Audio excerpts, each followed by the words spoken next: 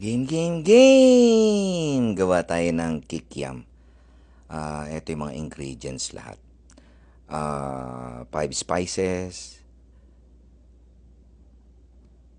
oregano, cayenne pepper, sea salt, onion powder, garlic powder, black pepper, garlic, ginger, and onion.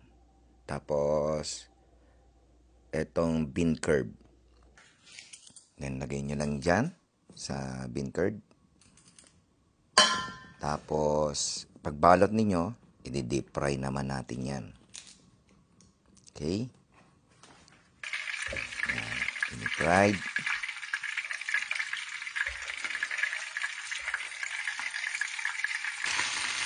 And then, stir nyo lang ng konti. There you have it. Kikiam. Thank you. Bye-bye.